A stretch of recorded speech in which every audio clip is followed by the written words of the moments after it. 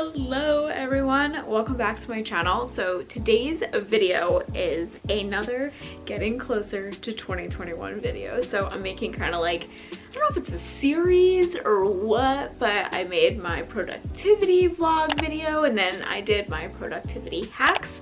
Now I'm sharing the habits that I'm going to be giving up that I'm not bringing into 2021, and then I'm going to be filming for you guys what my actual goals are for 2021 and how I set and achieve goals. For now, I thought I would share the 5 things that I'm kicking. It was just like cooler in my head. Sometimes it's hard to admit to yourself, like it's hard to admit you're not perfect, but you know what I mean. Sometimes it can be hard to admit some of the inner work that we need to do. Like it's easy to be like, yeah, you know, I want to get in shape for 2021, or yeah, I want to eat healthier, yeah, I want to buy organic ingredients, whatever the case may be. Those things I feel like could be easier to admit, but like some of the inner work can kind of be like, oh, it's like a little sting, like, ooh, yeah, I need to work on that. So I hope you guys enjoy hearing what my 5 bad habits are that I'm not bringing into 2021, and then comment down below, what are the 5 things that you want to give up and that you don't want to bring into the new year. So I hope you guys enjoy watching, and let's get started. So the first one is saying things like, I never do this, or I stopped doing this forever. I want to move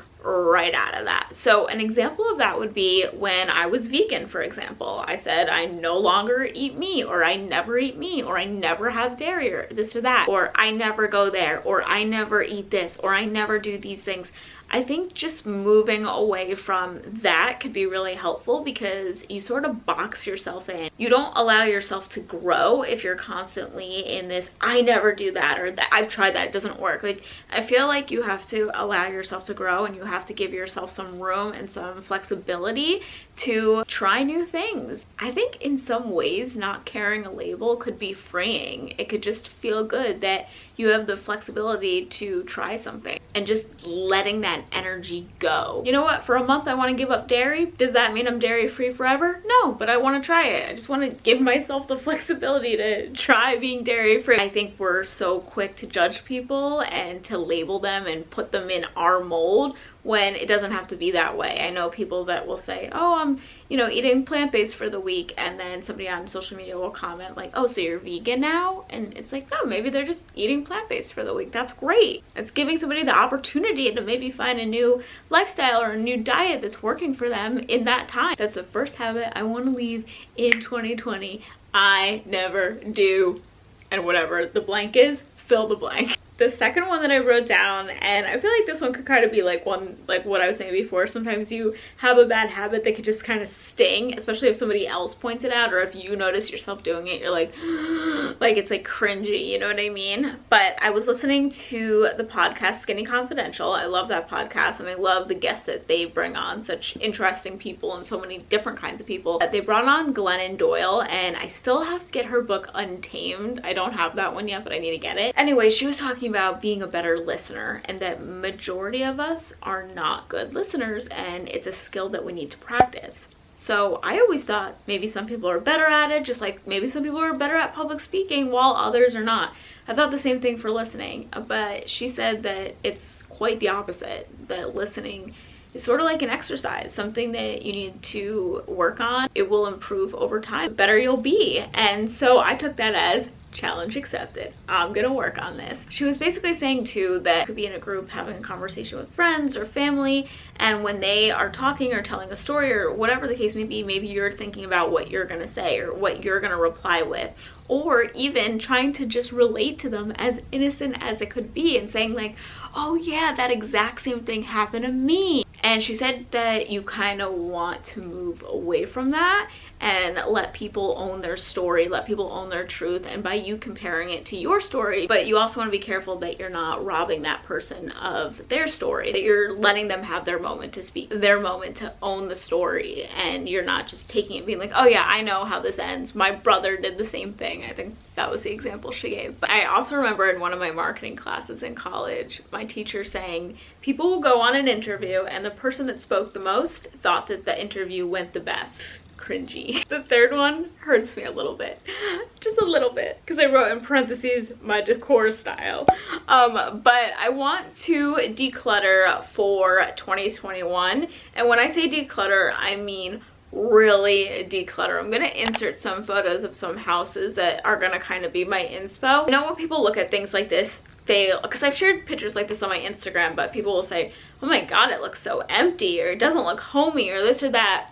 And I think that we just might all have a different definition of what homey feels. So the reason why I want to declutter my life, especially when it comes to decor, and I want to live a little bit more minimalist, I'm careful with labels, as I said with tip number 1, but just so that you guys know where my head's at, that I want to take some ideas from minimalism. You could have decor items that are also functional, and then that's it. Like a nightstand, you could have a pretty nightstand, but everything else on there could just be clutter. If I'm like, well, it's on there to make it cute. Like on my nightstand, I used to have this big plant and this object and then coffee table books on top. And then when other stuff would be on there that I actually needed to be on my nightstand, like a little cup for my rings at night and my earrings, a cup of water with a coaster, then I would come in my room and just see like all this clutter. It no longer looked like cute decor. It just looked like clutter. So then when I got to the root of why clutter bothers me, I realized that my life and my head can be cluttered, just being a business owner, and my husband as well, that our work can sometimes be stressful and there's a lot going on in our heads. I realized that like blank white walls or like a couch and a plant is enough for me. My brain is so colorful and there's so much going on that to detox from work, and especially working from home, and to have that separation, just seeing my white couch with nothing around it makes me feel calm. Number 4, the other habit I want to give up is waiting to do something for no other reason than getting stuck in my head. Waiting to buy myself something, or waiting to go on a trip. I mean, I realize now saying that in 2020, we're all waiting to go on a trip, but I'm talking more like not in a 2020 sense. But there were years me and Joe were like, you want to plan a trip and go to Italy together? And we'd be like, yeah, should we though? I don't know. Like sort of like a weird procrastination thing. And now 2020 has taught me like, wow, I should have taken that trip. Like I should have gone. Our neighbors asked us if we wanted to go to Italy with them, and we should have gone, but we're like, should we? We didn't have a baby then. We should have just gone. We were very free in a sense. I don't regret anything in life. I feel like we shouldn't have regrets, because then you hold on to unnecessary energy. Moving forward, if there's an opportunity for me to do something, or if there's something I want to get, I want to allow myself to do it and give myself permission to just do whatever it is I want to do. Allow 2021 to be your year that you don't hold back, that you give yourself permission. Buy yourself the shoes to go on the trip, to starting your online business, or changing careers. I even said too, after I gave birth to Violet, that I wanted to treat myself to something special, and I wanted to have something that kind of reminded me of this year. I gave birth to my first baby, and it's such like, everyone tells you you're gonna be in this newborn bubble, this baby bubble, and it's so true, and I just wanted something to always remember it. So I finally did. On this hand, I wear my wedding ring and engagement ring, obviously, but then I wanted a special ring on this side as well. I have a gold band with a diamond on this side, and the brand is by Orate, and they're actually collaborating with me in this video. Thank you guys so much for collaborating with me. If you love fine jewelry like me, like diamonds and real gold pieces, but you're not crazy about the prices, then you guys need to check out Orate. They are a New York City jewelry company founded by women. They create pieces for women. You could just tell by the unique styles that they have that they're thinking of women, especially the piece that I picked out. It's just gorgeous, and it could even pair with this. So I also thought that I was gonna wear all 3 like this, and it's a great stacking ring. It's just nice having those few special pieces that maybe it's for an anniversary or your birthday or whatever the case may be, if you want to get something special but you don't want really high prices. So Orate is the same quality as Fifth Avenue jewelry stores in New York City, but they cut out the middleman, so there's no middleman markup. So you're going to find pieces that are going to be more affordable. So if you're like me and you do like to have some fine jewelry in your collection, just jewelry you know you can get wet because it is real gold, but you don't want to pay premium prices, then you definitely want to check them out. And the company is also doing some really good things in the world. For every piece sold, they are donating a book to a child in need so that they can further their education. So you're also supporting a sustainable company, and a company that is trying to do a little good when you make purchases. So I will leave everything down below, and the ring that I got, and you guys can actually get 15% off your first order when you go to their website, oratenewyork.com/SamO, and use promo code SAMO. But I'll have all of this listed in my description box. And the last habit that I'm breaking in 2021 is living in the future and just forgetting about the present moment. So what I mean by that is I'm somebody that I'm very goal oriented. I'm driven by my goals. I write them down in my notebook. I read them. They motivate me. They inspire me. I set all kinds of goals, whether they're 5-year, 10-year, they're how I see my life in the future, or even just a year from now or 6 months from now. And sometimes I can get so focused on them and like laser focused, especially on the short-term ones, the ones that I could just feel are so close. I get so focused on them that I forget to live now. I'm almost living it. And on one sense, I think that that's helpful as far as manifestation, because they always say, you know, act like you have it, and you will.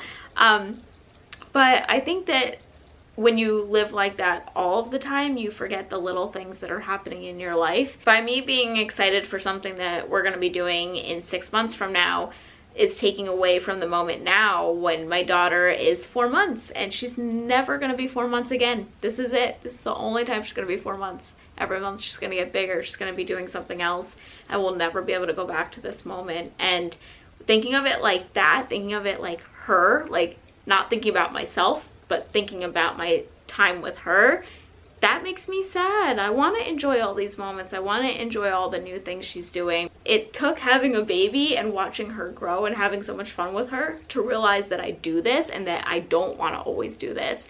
I think that it could be exciting thinking about your goals, but then you have to find that fine line, that balance of, okay, but am I living in this present moment? Am I grateful for the things that I have right now? Assuming I'll never get to that goal or I'll never have that. Am I grateful for what I have now?